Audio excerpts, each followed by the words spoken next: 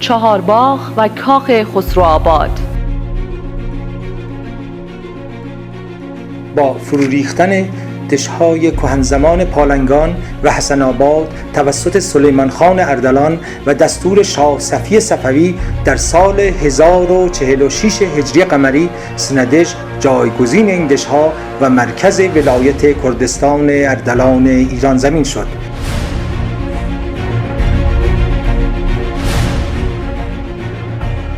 اگرچه این قلعه شهر مهمترین سد دفاعی ایران در برابر امپراتوری عثمانی در غرب ایران بود، اما تا اوایل دوره قاجار گسترش چندانی نداشت و مهمترین عناصر شهری آن یعنی ارگ و میدان حکومتی و چهارباغ تغییر چندانی نداشتند.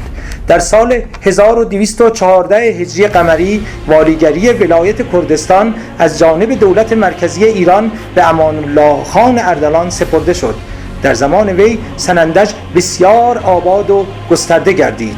این امر نتیجه قدرت مدیریت نظامی، سیاسی و مقتدرانه وی بود که با توجه به ارتباط بسیار نزدیک و حسنه با پایتخت توانست تمام برنامه آرمانگرایانش در مورد سنندج و دیگر شهرها و مراکز مهم ولایت کردستان را به انجام برساند.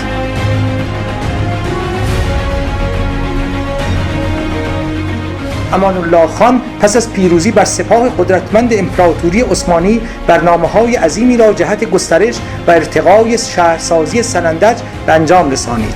از جمله این برنامه‌ها گسترش ارگ و میدان حکومتی و ساخت میدان بازاری بزرگ و عناصر مرتبط با آن در خارج از دیوارهای کهنشهر بود. اما دو پروژه یادمانی کارکردی مهم را نیز جهت یادبود این پیروزی انجام داد. یکی ساختن چهارباغ و کاخ خسروآباد بود که به نام فرزندش خسروخان به خسروآباد نامگذاری نمود. دیگری ساخت مسجد مدرسه دارالاحسان بود که این مسجد مدرسه در واقع جایگزین مدرسه‌ای بود که توسط عوامل حکومت عثمانی در سنندج و در حدود سالهای 1136 تا 1138 هجری قمری ساخته شده بود. امان الله خان این مسجد مدرسه را تخریب کرد و پس از شخم زدن زمین آن باغ فردوس را بر روی آن ساخت تا هیچ گونه نشانه ای از استیلای 4 ساله اغیار بر ولایت کردستان ایران باقی نماند. همان گونه که اشاره گردید، چهارباغ و عمارت خسروآباد یکی از مهمترین پروژه های امان الله خان اردلان بود که در سال 1223 هجری قمری ساخته شد. باغ خسروآباد در پای کوه آبیدر که شاخصه و نماد طبیعی شهر سنندج و اساس آبادانی آن است ساخته شده است و آب قنات آن همانند باغ گلستان که در نزدیک باغ خسروآباد ساخته شده بود از مادرچاه‌های کوه آبیدر تأمین می شده است و با کهریز و شترگلو به باغ و کاخ می رسید.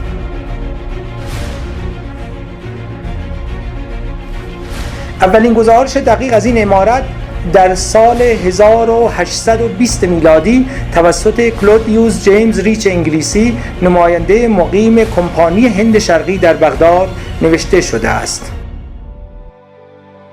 باغ خسروآباد که کمتر از 1/4 مایل به طرف جنوب غربی از سنه دور بود روی کوه پایه‌ای قرار داشت.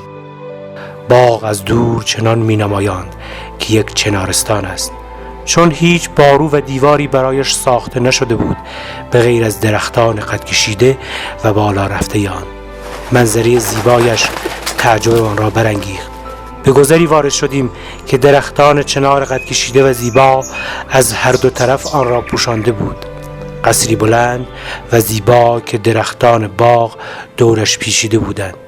در جلوی قصر و همچنین پشت آن حوضهای 4 گوش زیبا فواره‌هایی بر سر داشتند که آب را به هوا پرتاب می‌کردند.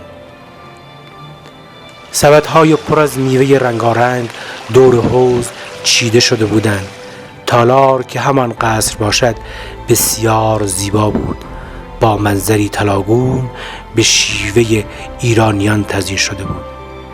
درختان میوه به تعداد زیاد و ذوقی لطیف در باغچه و در امتداد هم کاشته شده بودند.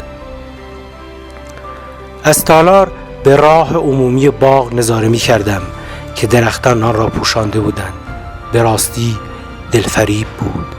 مساحت باغ 600 گز شاهی است و به بخش‌های چارگوش تقسیم شده است. در این تقسیمات چارگوش انواع و اقسام درختان میوه و گل در نهایت سلیقه و زیبایی کاشته‌اند.